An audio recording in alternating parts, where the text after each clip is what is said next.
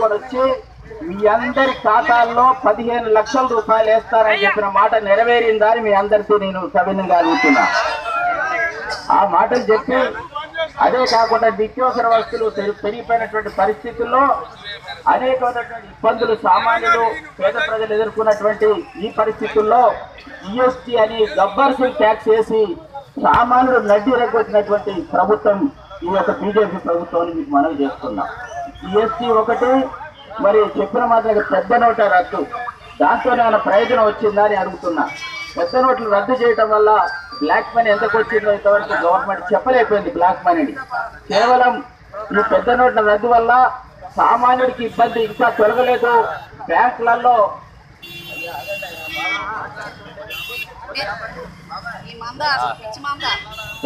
ఇంక ఇబ్బంది తొలగలేదు. మీ అందరికీ తెలుసు, మన ఇంట్లో ఒక పెళ్లి చేయాలంటే 3 లక్షల కంటే ఎక్కువ డబ్బులు డ్రా చేయాలంటే మన డబ్బులు మనకి ఇచ్చే పరిస్థితి బ్యాంకులో. మనందరి భవిష్యత్తుని నిర్ణయించేటువంటి ఎన్నిక ఇది. ఈ ఎన్నికల ద్వారా దేశ సమగ్రత, దేశంలో ఉన్నటువంటి సర్వమత సామరస్యం, దేశ అభివృద్ధి, ఈ దేశంలో ఉన్నటువంటి పేదరిక నిర్మూలనకు కావాల్సినటువంటి అనేక కార్యక్రమాల్ని తీసుకొని ముందుకు పోయేటువంటి కాంగ్రెస్ పార్టీ ఒకవైపు, మరి గడిచిన 5 సంవత్సరాలుగా ఏ ఒక్క అభివృద్ధి కార్యక్రమం కానీ, దేశంలో ఉన్నటువంటి మత సామరస్యాన్ని కాపాడడంలో కానీ, ఉగ్రవాదాన్ని అరికట్టడంలో కానీ, ఒక ధర్మ పోరాటానికి మనము సిద్ధంగా ఉన్నాము.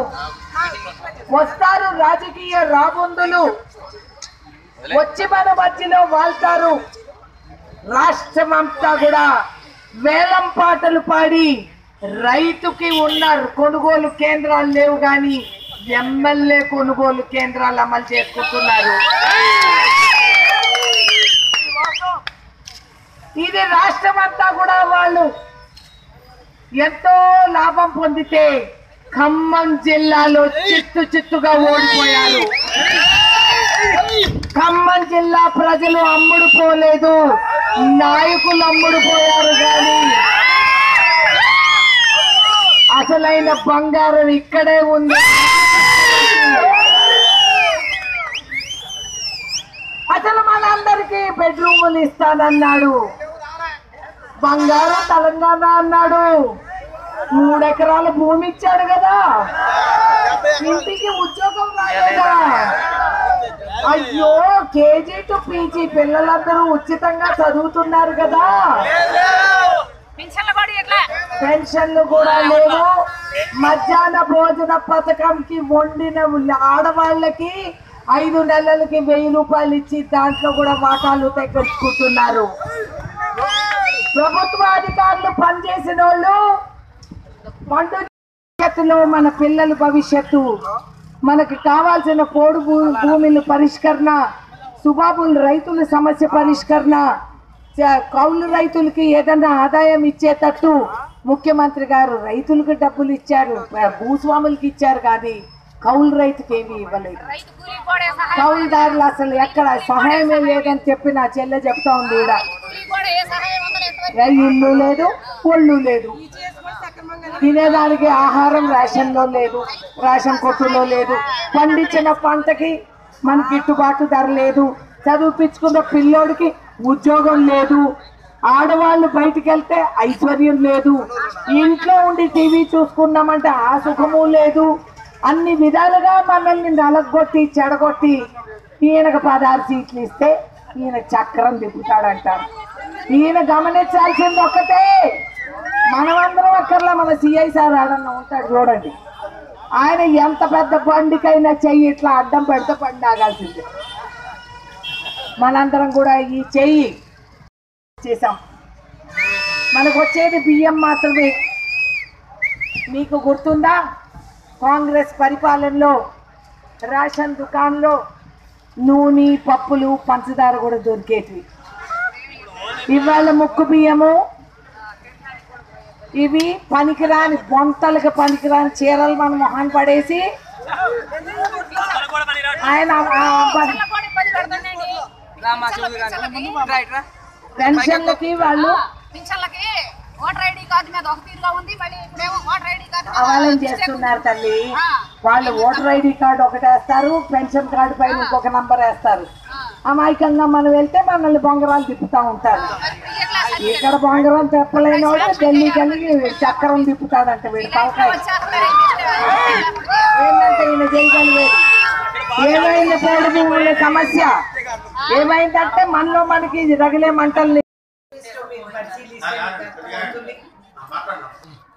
ప్రజలు కోరుకుండే విధానంగా ఇన్ని సంవత్సరాలు ఈ దేశ సేవను అందించే విధానంగా అనుభవం ఉన్న మేధావి వర్గం ఉన్న కాంగ్రెస్ పార్టీ తీసుకున్న నిర్ణయాలు మీరు గమనించే ఉంటారు. జనరల్ బడ్జెట్లో కూడా కిసాన్ బడ్జెట్ అనేది మేము కేటాయించటం, అదేవిధంగా ఒక్క విడత కట్టకపోతే బ్యాంకుల్లో పోలీసులు వచ్చి రైతుల్ని ఇబ్బంది పెట్టి వాళ్ళని అరెస్ట్ చేయటం మొట్టమొదటి ఇది స్టెప్గా అది తొలగించేస్తారు రాహుల్ గాంధీ గారు. అదే విధానంగా మీరు చూస్తే చదువుకున్న నిరుద్యోగులు ఊరినెందుకు ఉంటున్నారు కాబట్టి ఏదన్నా చిన్న స్టార్టప్ వాళ్ళు పెట్టుకుంటే ఎటువంటి పర్మిషన్స్కి అవసరం లేకుండా, అది కాక దానికి అదనంగా ముందు 3 సంవత్సరాలు వాళ్ళకి ఇన్కమ్ ట్యాక్స్ కట్టన అవసరం లేకుండా ఒక అవకాశం కల్పిస్తున్నాం. నిరుద్యోగ సంఖ్య పెరిగిందే కానీ తరగలేదు. అందుకని కేంద్రంలో ఉన్న ప్రభుత్వ సీట్స్ ఏవైతే ఖాళీగా ఉన్నాయో, అదేవిధంగా రాష్ట్ర ప్రభుత్వంలో కూడా ఎన్నో ఉద్యోగాలు ఖాళీగా ఉంచారు. ఇవన్నీ కూడా మొట్టమొదటి అది ఒకరికొకరు బేనామీలు తప్పితే ఈ పొద్దున్నే నిద్రలేసి తిట్టుకోటాలు పేపర్లో ఇది కేవలం నాటకం మాత్రమే. 100 మంది ఎంపీలు ఉన్నారు, ఈ 16 ఇస్తే నేను చక్రం తిప్పుతాననే బ్లఫ్ మాస్టర్. ఈ 100 మందిలో ఒక్క పేరు చెప్పాలండి.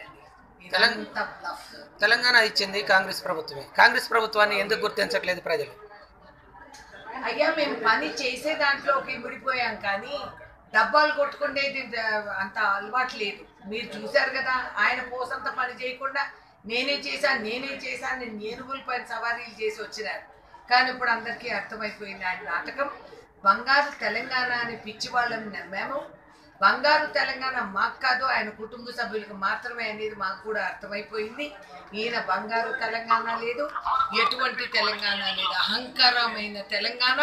డ్వాక్రా గ్రూపులకి నిధులు లేవు, మధ్యాహ్న భోజన పథకం వంట చేసిన వాళ్ళకి వాళ్ళ జీతాలు రావు, ప్రభుత్వ అధికారులు రిటైర్ అయితే వాళ్ళు ప్రావిడెంట్ ఫండ్లు వాళ్ళ నిధులు రావటం లేదు.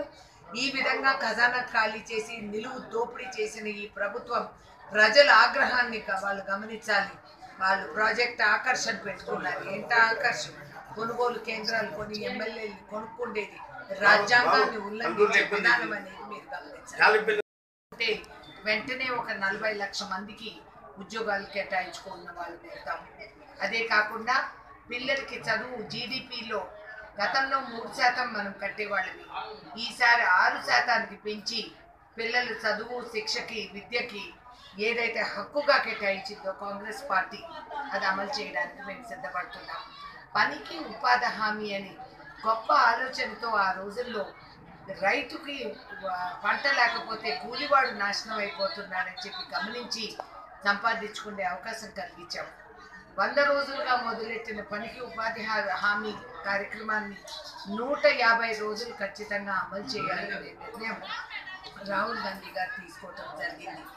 ఇదే విధంగా పారిశ్రామిక సంస్థలకు కానీ ఏదైతే పెద్ద నోటు రద్దు చేసి మనము అంత నాశనం చేశామో, ఏదైతే పారిశ్రామిక సంస్థలపై GST అమలు చేసి వాళ్ళని తొక్కివేశామో, అవి ఏవైతే ఉన్న ఉద్యోగాలు ఊడిపోయాయో వాటిని డిమానిటైజింగ్ కాకుండా రీమానిటైజింగ్ అనేది మళ్ళీ మన అరిచేతిలోకి మన సంపాదన మన వరకు అందేటట్టు అమలు చేసుకోవడానికి నిర్ణయాలు స్టెప్స్ తీసుకోవడం జరిగింది.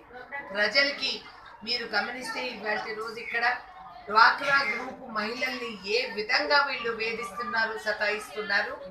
అసలు వీళ్ళు కట్టుకుండే విడతలు ఏదో ఒక్క తేడా వచ్చినా గ్రూప్ పైన వేసి వాళ్ళు వసూలు చేసుకుంటున్నారు.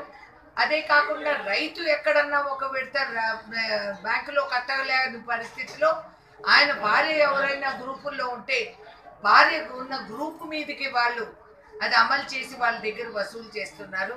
ఇది నియంత ప్రభుత్వ అహంకారం. కాబట్టి అందరం కలిసి ఈ నియంత ప్రభుత్వాల్ని ముందు తొలగించాలి. ఇక్కడ కేసీఆర్ కానీ